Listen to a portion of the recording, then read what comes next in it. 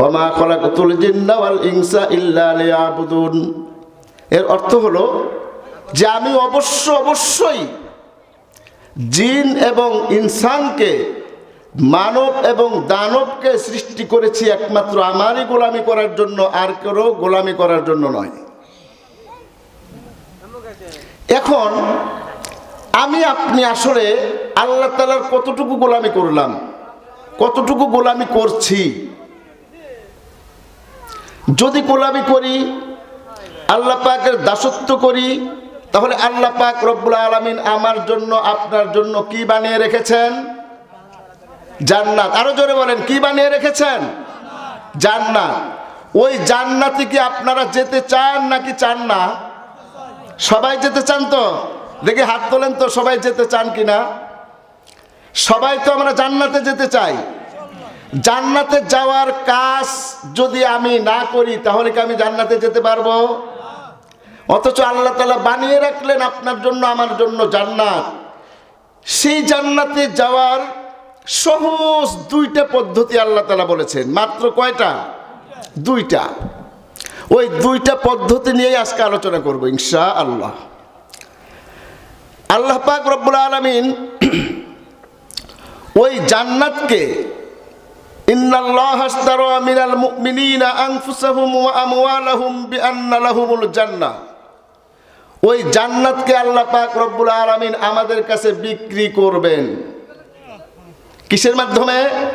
ইন্নাল্লাহা আশতারা মিনাল মুমিনিনা আনফুসাহুম ওয়া আমওয়ালাহুম, আমার জান আর আমার মাল, এই দুইটা জিনিসের বিনিময়ে আল্লাহ পাক রব্বুল আলামিন আমার কাছে আল্লাহর তৈরি করা জান্নাত বিক্রি করবেন।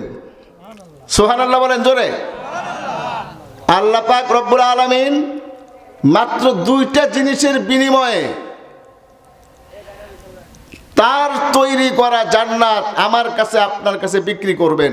সরাসরি কোরআনের আয়াত বলছে, কিন্তু হাদিসের ব্যাখ্যায় যায়নি। ওই কোরআন, ওই জান্নাতটা অর্জন করতে হলে আমার দুইটা কাজ করতে হবে। ইয়া আইয়ুহাল্লাযীনা আমানু দুখুলু ফিস-সিলমি কাফা ইন্নাল্লাযীনা আমানু ওয়া আমিলুস-সলিহাতি কানাত লাহুম জান্নাতুল ফিরদাউসি নুজুলা। আল্লাহ পাক রব্বুল আলামিন বলেন, ইয়া আইয়ুহাল্লাযীনা আমানু উদখুলু ফিস-সিলমি কাফা। এই আয়াতে কারিমা একটু পরে আসছি। প্রথম আয়াতে কারিমা হলো ইন্নাল্লাযীনা আমানু ওয়া আমিলুস-সলিহাত। নিশ্চয়ই, নিশ্চয়ই ওই সমস্ত লোক যারা ঈমান আনয়ন করেছে, ওয়া আমিলুস-সলিহাত, তাদের সামনে যতগুলো কাজ এসেছে সমস্ত কাজগুলোর মধ্যে বেছে বেছে ভালো কাজগুলো করেছে, খারাপ কাজগুলো বর্জন করেছে। তাদের সামনে যত কাজ এসেছে, সুদি কারবারির কাজ এসেছে, সুদি কারবারির কাজ ওই বান্দা করে নাই। গুনাহের কাজ সামনে এসেছে, গুনাহের কাজ করে নাই। গানের অনুষ্ঠান এসেছে, সেইখানে 10 টাকা চাঁদা চেয়েছে, গুনাহ হবে সেই ভয়ে সেই কাজে সে নিজেকে অংশগ্রহণ করায় নাই। শুধুমাত্র ভালো কাজ, তাফসিরুল কোরআন মাহফিলের জন্য কেউ 10 টাকা 100 টাকা দান করেছে, এটা ভালো কাজ। এই সমস্ত কাজ যারা করেছে, মানুষের উপকার করেছে, বিপদগ্রস্ত মানুষের পাশে দাঁড়িয়েছে, অভাবগ্রস্ত মানুষকে সাহায্য করেছে, এই ধরনের যত ভালো কাজ আছে, এমন ভালো কাজগুলো যারা করেছে, নামাজ পড়া এটা ভালো না খারাপ কাজ? এই নামাজ পড়ার মতো ভালো কাজও যারা করেছে, আপনার কাছে টাকা আছে, টাকার ভাগ করে শতকরা 2.5 টাকা হিসেবে আপনি যাকাত প্রদান করেছেন, এটা ভালো কাজ না খারাপ কাজ? এই ভালো কাজ যারা করেছে, হজ ব্রত পালন যারা করেছে, রোজার মাসের চাঁদ দেখা গেছে, চাঁদ দেখার পরে আপনি সুস্থ সবল, সুস্থ মস্তিষ্কের অধিকারী মানুষ, আপনার জন্য রমজানের রোজা রাখা ফরজ হয়েছে, এই কাজগুলো করা ভালো না খারাপ? এই রোজা রাখার কাজ যারা করেছে আল্লাহ পাক রব্বুল আলামিন বলছেন কানাত লাহুম জান্নাতুল ফিরদাউসি নুজুলা। কানাত লাহুম, এই সমস্ত লোকদের জন্য নির্ধারিত করা হয়েছে, এই সমস্ত লোকদের জন্য বানিয়ে রাখা হয়েছে, বানিয়ে রেখেছি কি জিনিস? হ্যাঁ, কানাত লাহুম জান্নাতুল ফিরদাউসি। জান্নাতুল ফিরদাউস এই দুই শ্রেণীর মানুষ, এই দুই গুণে গুণান্বিত মানুষের জন্য আল্লাহ পাক রব্বুল আলামিন বানিয়ে রেখেছেন। এক নম্বর গুণ কি বলেন? এক নম্বর গুণ হলো ঈমান। ঈমান থাকা অবস্থায় যেই মানুষটা খারাপ কাজ করে নাই, ভালো কাজগুলো করেছে, আল্লাহর নির্ধারিত ইবাদত বন্দেগী যা আল্লাহর পক্ষ থেকে এসেছে, রাসূল আকরাম সাল্লাল্লাহু আলাইহি ওয়াসাল্লামের আদর্শ অনুকরণের মাধ্যমে, আদর্শ অনুকরণের মাধ্যমে এই বান্দাটা তার জীবন যাপন করেছে। রাসূল সাল্লাল্লাহু আলাইহি ওয়াসাল্লাম 63 বছর জিন্দেগিতে জীবনে কোনোদিন মিথ্যা কথা বলেছেন? জোরে বলেন, বলেছেন কি? রাসূল সাল্লাল্লাহু আলাইহি ওয়াসাল্লাম তার দীর্ঘ 63 বছর বয়সে একদিনের জন্য মিথ্যা কথা বলেন নাই। অতএব ওই বান্দা, যেই বান্দা মিথ্যাকে পরিহার করেছে, আমার রাসূল, আমার নবী, আমার দোস্ত বিশ্ব নবী সাল্লাল্লাহু আলাইহি ওয়াসাল্লাম যেহেতু মিথ্যা কথা জীবনে বলেন নাই, আমিও জীবনে মিথ্যা কথা বলবো না, এমন ভাবে জীবনকে যেই বান্দাটা সাজিয়েছে, বিশ্বনবী সাল্লাল্লাহু আলাইহি ওয়াসাল্লাম সারা জিন্দেগিতে কোনোদিন অন্যায় অবিচার করেন নাই, কারো উপর জুলুম করেন নাই, কারো উপর নির্যাতন করেন নাই, কারো টাকা মেরে খান নাই। তার গুণের যদি বর্ণনা করা যায় কয়েক বছর সময় লেগে যাবে যে কোনো একজন আলেমের। এমনভাবে জীবনযাপন যেই বান্দাগুলো করেছে, পূর্ব শর্ত হলো ঈমান থাকা অবস্থায়। ঈমান কাকে বলে? আমানতু বিল্লাহি ওয়া মালাইকাতিহি ওয়া কুতুবিহি ওয়া রুসুলিহি ওয়াল ইয়াউমিল আখির এর ব্যাখ্যায় যাব না, শুধুমাত্র শব্দের অর্থগুলো বলে দেই। আমানতু বিল্লাহি, আল্লাহর প্রতি ঈমান আনয়ন করেছে। ওয়া মালাইকাতিহি, আল্লাহর পক্ষ থেকে ফেরেশতাগণ আছেন এই কথার উপর বিশ্বাস করেছে। ওয়া কুতুবিহি, আল্লাহর পক্ষ থেকে অনেকগুলো কিতাব আল্লাহ পাক রব্বুল আলামিন নাজিল করেছেন মানুষের হেদায়েতের জন্য, এই কথার উপর বিশ্বাস করা। ওয়া রুসুলিহি, বিশ্ব নবী সাল্লাল্লাহু আলাইহি ওয়াসাল্লাম থেকে পয়গম্বর আদম আলাইহিস সালাতু ওয়াস সালাম পর্যন্ত অসংখ্য নবী রাসূলগণকে আল্লাহ পাক রব্বুল আলামিন হেদায়েতের বার্তা বাহক করে, নাজাতের বার্তা বাহক করে এই ধরাতে পাঠিয়েছিলেন, এই কথার উপর বিশ্বাস করা। বিশ্বনবী সাল্লাল্লাহু আলাইহি ওয়াসাল্লামের পরে আর কোন নবী নাই, নবীর সিরিয়াল শেষ, এই কথার উপর বিশ্বাস করা। আমানতু বিল্লাহি ওয়া মালাইকাতিহি ওয়া কুতুবিহি ওয়া রুসুলিহি ওয়াল ইয়াউমিল আখির, আখিরাতের উপর বিশ্বাস করা। মৃত্যুর পরে আবার আমার আপনার জীবন পুনর্জীবন হবে, আমাকে আল্লাহ পাক রব্বুল আলামিন, আপনাকে আল্লাহ পাক রব্বুল আলামিন পুনর্জীবন দান করবেন। আলমে বারজাখের মধ্যে আল্লাহ পাক রব্বুল আলামিন আপনাকে আমাকে রাখবেন, এই কথার উপর বিশ্বাস করা। এরপরে আল্লাহ পাক রব্বুল আলামিন আপনার আমার বিচার করবেন, নেককার বান্দাদেরকে জান্নাত দেবেন, বদকার মানুষদেরকে জাহান্নাম দেবেন, এই কথাগুলোর উপর বিশ্বাস করা।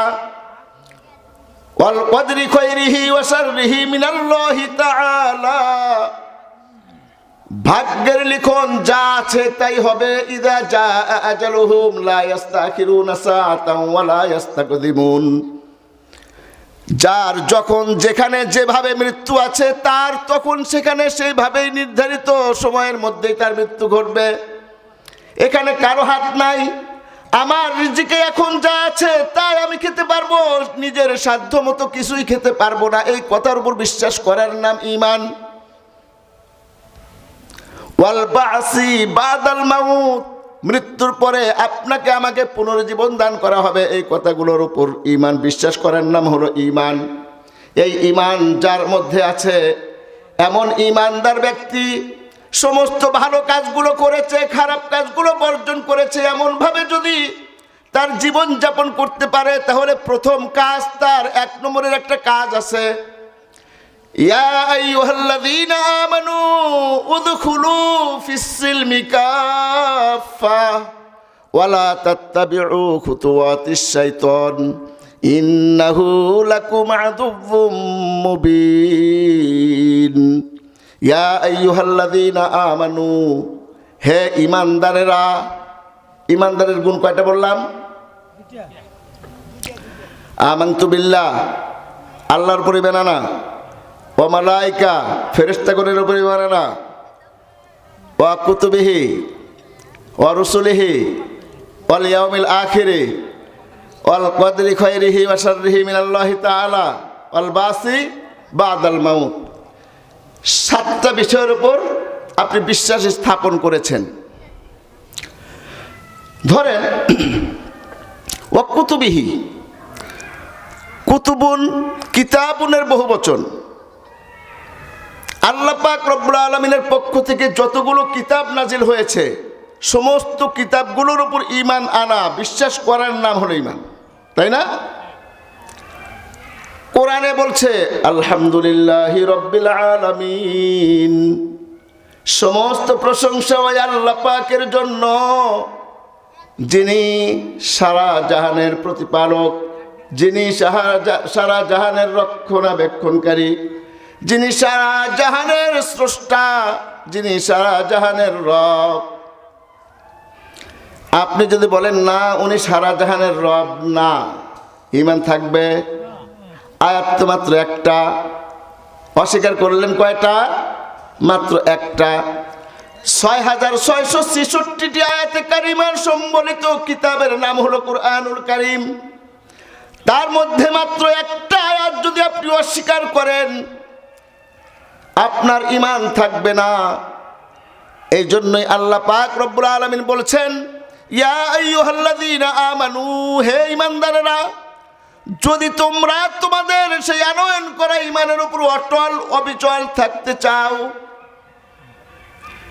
ওই ঈমানটা যদি তোমরা ধরে রাখতে চাও, 1 সেকেন্ডের জন্য বেঈমান না হতে চাও, তাহলে তোমরা উদখুলু ফিস-সিলমি কাফাতান, উদখুলু, তোমরা প্রবেশ করো, ফিস-সিলমি আই ফিল ইসলামি, ইসলাম নামক যেই ধর্ম, ইসলাম নামক যে বিধান, জীবন বিধান আমি তোমাদেরকে দান করলাম, এই জীবন বিধানের মধ্যে তোমরা প্রবেশ করো। খুব খেয়াল করবেন, কতটুকু প্রবেশ করা? কাফাতান, পরিপূর্ণভাবে। কিছু মানলাম কিছু মানলাম না, কিছু মানলাম কিছু মানলাম না, এমন ভাবে প্রবেশ করার নাম দাখিল হওয়া নয়। উদখুলু ফিস-সিলমি কাফাতান, ইসলামের মধ্যে তোমরা পরিপূর্ণভাবে নিজেকে প্রবেশ করায় দাও। প্রবেশ করা মানে, যখন প্রবেশ করার শব্দটা আসবে তখন মনে হবে যে একটা বাইন্ডিং আছে, বাউন্ডারি না থাকলে প্রবেশ করে কেমনে? এই যে এখন একটা সামিয়ানার বাউন্ডারি আছে, এই বাউন্ডারির মধ্যে যারা প্রবেশ করছেন তাদেরকে বলা যায় ওনারা প্রবেশ করেছেন, তাই তো? বাউন্ডারি ছাড়া প্রবেশ করার কোনো সুযোগ নাই। খোলা ময়দান যদি হয়, যার আল টিকুর কিছু নাই, এমন জায়গায় তো প্রবেশ করা যায় না। প্রধান অতিথি